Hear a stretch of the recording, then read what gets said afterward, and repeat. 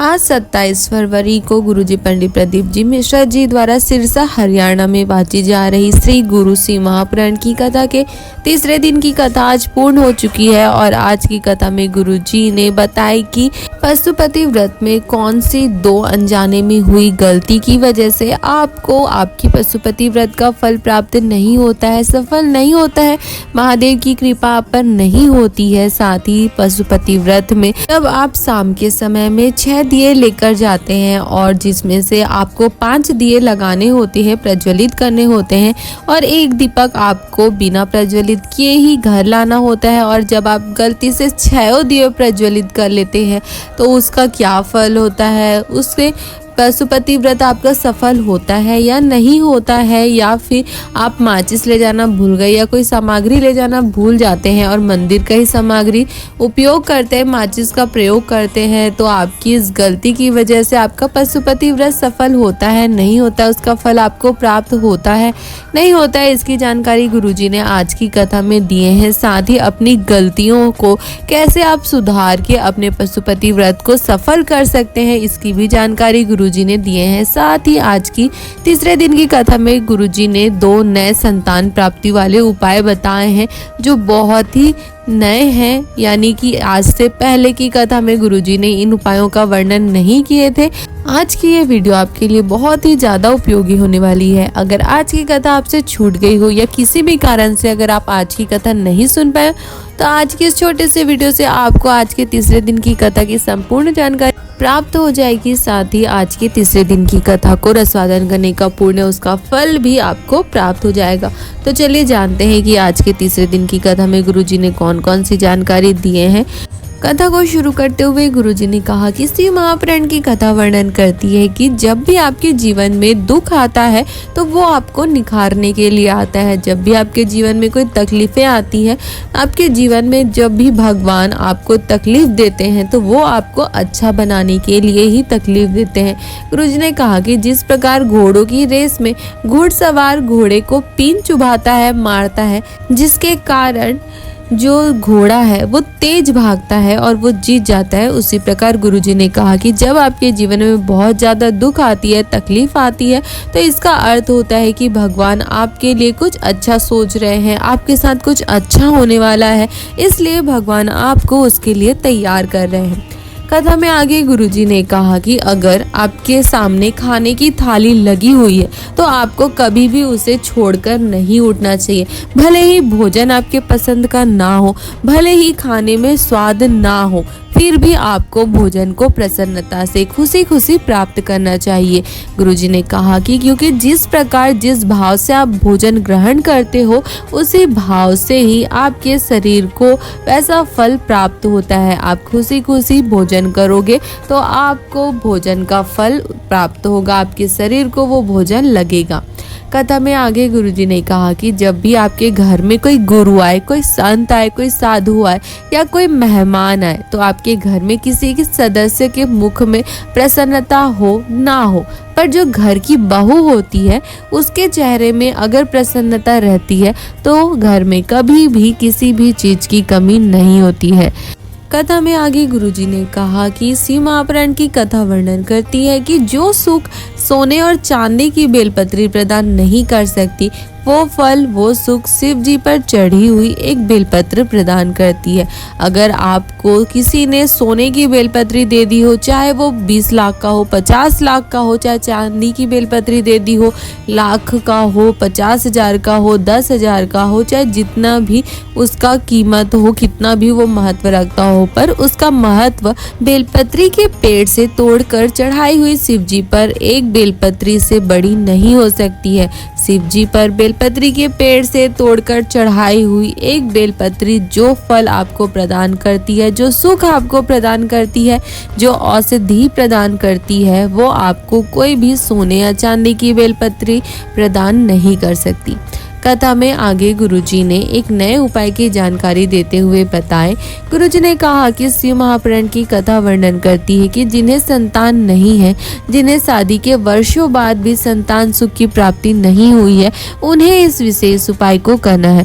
गुरुजी ने कहा कि शिव महापुराण की इस विशेष उपाय को करने के लिए शादी के 10 साल हो गए, 15 साल हो गए, 25 साल, 30 साल हो गए, उसके बाद भी संतान सुख प्राप्त नहीं हुआ है, तो आपको बिल्कुल भी घबराना नहीं है, आपको बिल्कुल भी अब उदास नहीं होना है। आपको मात्र एक उपाय करना है। शिव महापुराण के इस उपाय को करने के लिए आपको अपने जीवन में एक नियम धारण करना है, और वो नियम है कि आपको 5 शिव महापुराण की कथा पंडाल में पहुंचना है, और हर कथा में आपको कथा पंडाल से एक बेलपत्री प्राप्त करनी है। 7 दिवसीय शिव महापुराण की कथा हो या 5 दिवसीय शिव महापुराण की कथा हो, आपको उस कथा में बैठकर पूरा कथा रसवादन करना है। 5 दिन या 7 दिन की कथा को रसवादन करना है और एक बेलपत्र प्राप्त करना है। इस प्रकार आपको 5 अलग अलग कथा पंडाल में पहुंचकर आपको कथा रसवादन करनी है और 5 बेलपत्री प्राप्त करनी है। यह नियम आपको अपने जीवन में धारण करना है। गुरुजी ने कहा कि आप कथा पंडाल में कहीं पर भी बैठकर कथा को सुन सकते हैं, रसवादन कर सकते हैं। ये जरूरी नहीं है कि आप पास में ही बैठे या फिर आप वीआईपी में बैठे, वीवीआईपी में बैठे, ये जरूरी नहीं है। आप कहीं पर भी कथा पंडाल में बैठकर कथा का रसवादन कर सकते हैं, कथा का आनंद ले सकते हैं। ये था पहला संतान प्राप्ति वाला उपाय। आज की कथा में गुरुजी ने 2 संतान प्राप्ति वाले उपाय बताए हैं। कथा को आगे बढ़ाते हुए गुरुजी ने 7 नदियों के जल से जुड़ी एक विशेष और बिल्कुल नए उपाय की जानकारी देते हुए बताया कि यह संतान प्राप्ति वाला उपाय बहुत ही विशेष है जो आपको करना है। गुरुजी ने कुछ विशेष नदियों के नाम बताए हैं, जैसे गंगा, कावेरी, नर्मदा, सरस्वती, मंदाकिनी, गोदावरी, नर्मदा जैसे कुछ विशेष नदियों के नाम बताए हैं। साथ ही गुरुजी ने कहा कि किसी भी महादेव के मंदिर में एकांतेश्वर महादेव का नाम लेते हुए आप इस विशेष उपाय को कर सकते हैं। आपके घर के आसपास जो भी शिव जी का मंदिर हो, उस शिव जी के मंदिर में जाकर आप इस विशेष उपाय को कर सकते हैं। इस विशेष उपाय को करने के लिए आपको 7 बेलपत्र लेना है और आपको 7 नदियों का जल लेना है। 7 अलग अलग नदियों का जल लेकर आपको इस उपाय को करना है। आपको एक प्लेट में 7 बेलपत्री रखनी है और उन 7 बेलपत्री के ऊपर आपको नदियों के जल को एक एक कटोरी में रख लेना है और उसको 7 बेलपत्री के ऊपर रख देना। यानी कि एक बेलपत्री के ऊपर एक नदी का जल, दूसरे बेलपत्री के ऊपर दूसरे नदी का जल, तीसरे बेलपत्री के ऊपर तीसरे नदी का जल। इस प्रकार आपको 7 बेलपत्री के ऊपर 7 नदी के जल को रख लेना है। एक कटोरी में थोड़ा थोड़ा जल लेकर भी आप रख सकते हैं। फिर आपको इसे लेकर शिव जी के मंदिर पहुंच जाना है। शिव जी के मंदिर पहुंचकर आपको सबसे पहले एक खाली पात्र, कटोरी या फिर कलश, खाली कटोरी या कलश आपको शिव जी के शिवलिंग में जो जलाधारी है उसके नीचे में रख देना है, ताकि जब आप ये जल समर्पित करें तो आप उस पात्र में प्राप्त कर ले। उस कटोरी को रखने के बाद, खाली पात्र जलाधारी के नीचे रखने के बाद आपको सबसे पहले एक बेलपत्री उठाना है, अपने हाथ में रखना है और 108 बार शिव जी का नाम का स्मरण करना है। आपको शिव जी के नाम का स्मरण करना है। आप महादेव महादेव महादेव या फिर शिव शिव शिव या फिर भोलेनाथ भोलेनाथ भोलेनाथ, इस प्रकार किसी भी शिव जी के नाम का 108 बार स्मरण कर सकते हो। अपनी कामना शिव जी से कहने के बाद आपको विनती करना है, महादेव से संतान प्राप्ति के लिए निवेदन करना है और फिर आपको 108 बार शिव जी का नाम लेकर पहले बेलपत्र को शिव जी के शिवलिंग के ऊपर समर्पित कर देना है। फिर उसी बेलपत्री के ऊपर आपको, आपने जो कटोरी का जल रखा था उस बेलपत्री के ऊपर, उस जल को, उस नदी के जल को आपको शिव जी पर चढ़ाई हुई उस बेलपत्री के ऊपर समर्पित कर देना है। जब आपका एक नदी का जल पूरा खत्म हो जाए, आप समर्पित कर ले, उसके बाद आपको दूसरा बेलपत्री उठाना है। फिर आपको फिर से शिव जी के 108 बार नाम का स्मरण करना है और फिर उसे शिव जी के शिवलिंग के ऊपर समर्पित कर देना है। और उस बेलपत्री के ऊपर आपने जिस नदी का जल रखा था कटोरी में, उस नदी के जल को, उस कटोरी के जल को आपको शिव जी के शिवलिंग के ऊपर समर्पित कर देना है। फिर आपको तीसरी बेलपत्र उठाना है और फिर आपको 108 बार शिव जी का नाम स्मरण करना है। फिर उसे शिव जी के शिवलिंग के ऊपर समर्पित कर देना है और उस तीसरे बेलपत्र के ऊपर आपने जो नदी का जल कटोरी में रखा था उसे शिव जी के शिवलिंग के ऊपर, उसी बेलपत्री के ऊपर समर्पित कर देना है। इस प्रकार आपको 6 बेलपत्री उठानी है, 6 बार 108 शिव जी का नाम लेना है और उसे शिव जी के शिवलिंग के ऊपर समर्पित करना है। और फिर उसी बेलपत्री के ऊपर आपको उस बेलपत्री की, जिस बेलपत्री को आप रख रहे हैं उसके ऊपर आपने जो नदी का जल रखा है उसे आपको समर्पित कर देना है। और जब आप बेलपत्री समर्पित करें तो जो बेलपत्री है उसके डंडी वाला भाग जो होता है वो जलाधारी की ओर होना चाहिए। 6 बेलपत्री और 6 कटोरी के नदी का जल समर्पित करने के बाद आप जब 7वां बेलपत्री उठाए तो उस बेलपत्री को भी आपको 108 बार शिव जी का नाम लेकर समर्पित करना है, लेकिन उसे शिव जी के शिवलिंग पर चढ़ाने का तरीका थोड़ा अलग है। जब आप 7वीं बेलपत्र शिव जी के शिवलिंग के ऊपर समर्पित करें तो जो बेलपत्री है उसका डंडी का जो मुख है वो आपकी ओर होना चाहिए। आपको अपनी ओर डंडी का मुख रखकर शिव जी के शिवलिंग के ऊपर 108 बार शिव जी का नाम लेकर उस बेलपत्र को समर्पित करना है और फिर अंत में उस बेलपत्री के ऊपर जो आपने नदी का जल रखा था उसे आपको समर्पित कर देना है। इस प्रकार आपको 7 बेलपत्री को 108 शिव जी का नाम लेकर शिव जी के शिवलिंग के ऊपर समर्पित करना है और अलग अलग जो आप 7 नदियों का जल उस बेलपत्री के ऊपर रखे थे उसको भी आपको शिव जी के शिवलिंग के ऊपर समर्पित कर देना है। पूरा जल समर्पित करने के बाद, पूरा बेलपत्री समर्पित करने के बाद वो जल जलाधारी से बहकर जब नीचे गिरेगा तो वो आपके पात्र में एकत्रित हो जाएगा। जलाधारी के नीचे रखे अपने उस पात्र को आपको उठा लेना है और उस पात्र को आपको शिव जी के सामने जो नंदी भगवान बैठे होते हैं उनके उठे हुए पैर जहाँ पे होते हैं, उठे हुए पाँव होते हैं, वहाँ पर आपको बैठ जाना है। पति पत्नी दोनों को वहाँ पर बैठना है और उस कटोरी में जो जल एकत्रित हुआ है उस कटोरी के आधा आधा जल को दोनों को आचमन कर लेना है, प्राप्त कर लेना है। यानी कि पति पत्नी दोनों को उस कटोरी के जल को आधा आधा पी लेना है, किसी को भी नहीं देना है। और फिर आपको महादेव से हाथ जोड़कर अपनी प्रार्थना कहनी है, अपना निवेदन करना है, अपने झोली भरने की कामना महादेव से करना है। गुरुजी ने कहा कि शिव महापुराण की कथा कहती है कि जो भी व्यक्ति इस विशेष उपाय को करता है महादेव की विशेष कृपा उसको प्राप्त होती है, उसकी झोली कभी खाली नहीं होती है, महादेव उसे संतान सुख अवश्य प्रदान करते हैं। बहुत ही विशेष और आसान सा उपाय है। साथ ही गुरुजी ने कहा कि गुरुजी ने जो जो नदियों के नाम बताए हैं जरूरी नहीं है कि आप उन्हीं 7 नदियों का ही जल उपयोग करें। आपके आसपास जो भी नदी हो उन आप भारत की कोई भी 7 अलग अलग नदियों का जल लेकर ये उपाय को कर सकते हैं और महादेव की विशेष कृपा प्राप्त कर अपनी झोली संतान सुख से भर सकते हैं। बहुत ही विशेष और आसान सा उपाय है, बहुत ज़्यादा विशेष उपाय है, इसलिए आपको इस उपाय को शिव जी की विशेष तिथियों को करना है। यानी कि आप सोमवार को या सोमवार की अष्टमी को या फिर प्रदोष के दिन या फिर आप हर महीने पड़ने वाली मासिक शिवरात्रि की विशेष तिथि को, विशेष दिन को इस विशेष उपाय को करके महादेव की विशेष कृपा प्राप्त कर सकते हैं। अभी 8 मार्च को महाशिवरात्रि आने वाली है।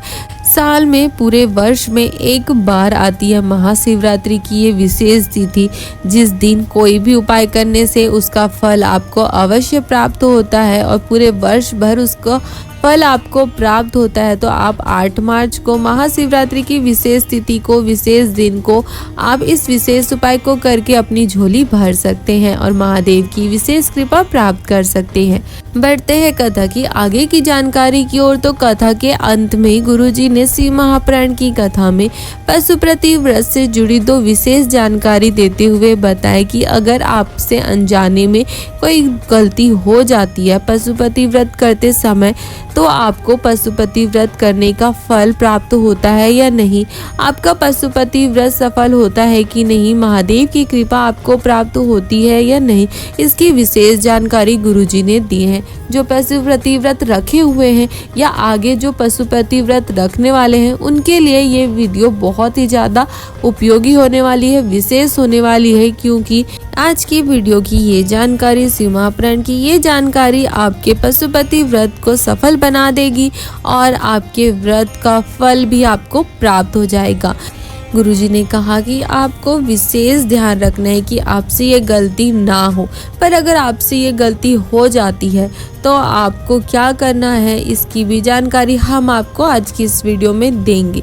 गुरुजी ने बताया कि अगर आप शाम के समय में पशुपति व्रत की पूजन के लिए गए हो और आप जब 6 दिए बनाकर घर से लेकर जाते हो और आपको वहाँ मंदिर जाकर शाम की पूजन में 5 दीपक प्रज्वलित करना होता है और 1 दीपक जो है वो अपने साथ घर लेकर आना होता है और अपने घर में उस दीपक को प्रज्वलित करना होता है।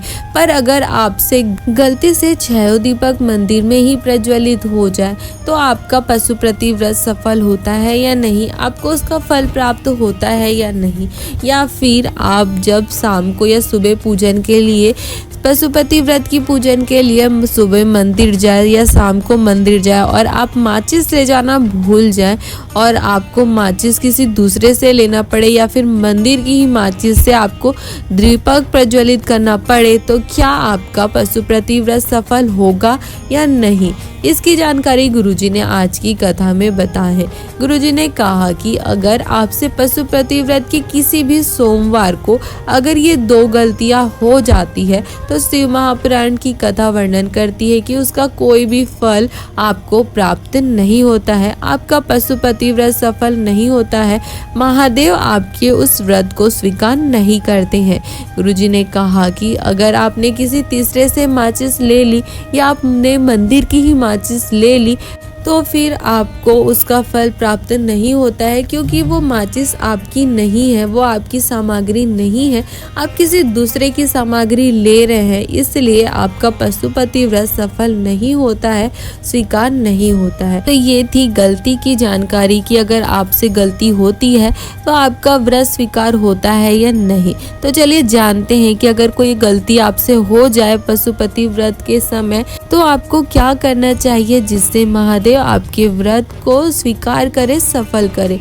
तो गुरुजी ने कहा कि शिव महापुराण की कथा वर्णन करती है कि अगर इस प्रकार की कोई भी गलती आपसे हो जाती है सोमवार को, किसी भी सोमवार को, तो आपको उस सोमवार को अपने पशुपति व्रत में नहीं गिनना है। जैसे आप कहीं बाहर जा रहे हैं तो आप पशुपति व्रत उस सोमवार को नहीं करते हैं, उसे छोड़ देते हैं, सिर्फ व्रत रखते हैं, उसे गिनते नहीं है अपने 6 सोमवार में। तो वैसे ही आपको जिस सोमवार से आपसे गलती हो जाए उस सोमवार को आपको छोड़ देना है और फिर अगले सोमवार को आपको उस व्रत को रखना है और उसे गिनना है। इस प्रकार आप अगर अपनी गलती सुधारते हैं और उस सोमवार को छोड़ देते हैं और दूसरे सोमवार को व्रत को अच्छे से करते हैं और उसे गिनते हैं तो शिव महापुराण की कथा वर्णन करती है कि महादेव आपके उस व्रत को, पशुपति व्रत को स्वीकार करते हैं और उसे सफल करते हैं और उसका फल भी आपको निश्चित ही प्राप्त होता है। महादेव चाहते ही है कि आप ज़्यादा से ज़्यादा व्रत करें, इसलिए वो आपसे कुछ ना कुछ गलती करा देते हैं। तो आपको बिल्कुल भी डरना नहीं है, घबराना नहीं है, आपको उस सोमवार को छोड़ देना है, आपको व्रत रखना है, बस आपको पूजा नहीं करनी है और आपको अगले सोमवार को फिर से अच्छे से पूजा करना है, कोई गलती नहीं करनी है और उस सोमवार को अपने पशुपति व्रत के सोमवार में आपको गिनना है। तो ये थी विशेष जानकारी पशुपति व्रत से जुड़ी, जो सभी को मालूम होनी चाहिए, जो व्रत रख चुके हैं या जो व्रत रखने वाले हैं या जो व्रत रखे हुए हैं। सभी को इसकी जानकारी होनी चाहिए, क्योंकि सभी से कोई ना कोई गलती ज़रूर हो जाती है। कोई कितना भी ध्यान रखे फिर भी कोई ना कोई मिस्टेक उनसे होता ही है पशुपति व्रत में। तो आप इस विशेष बात का विशेष ध्यान रखें, और अगर आपसे कोई भी गलती हो तो उस सोमवार को आप छोड़ के अगले सोमवार को आप व्रत कर सकते हैं। जिस सोमवार को गलती हो उस सोमवार को व्रत रखना है। आपको कुछ खाना पीना नहीं है, लेकिन आपको पूजा नहीं करनी है। आपको अगले सोमवार को अपने पशुपति व्रत में गिनना है। तो ये थी आज की कथा में गुरुजी पंडित प्रदीप जी मिश्रा जी द्वारा बताए गए शिव महापुराण के सारे विशेष उपयोगी बातों की जानकारी। अगर आपको पशुपति व्रत से जुड़ी ये जानकारी आपके लिए उपयोगी हो, विशेष हो, अगर संतान प्राप्ति की ये उपाय आपके लिए उपयोगी हो, तो आप हमारे वीडियो को लाइक कर सकते हैं और अपने परिवार वालों के साथ या अन्य शिव भक्तों के साथ इसे शेयर भी कर सकते हैं, ताकि उन्हें भी गुरुजी द्वारा बताया गया शिव महापुराण की इस विशेष उपयोगी बातों की जानकारी प्राप्त हो सके, और वो भी इसे करके महादेव का आशीर्वाद प्राप्त कर अपने जीवन के सारे दुखों को, कष्टों को दूर कर अपने जीवन में आनंद और सुख की प्राप्ति कर सके। हर हर महादेव।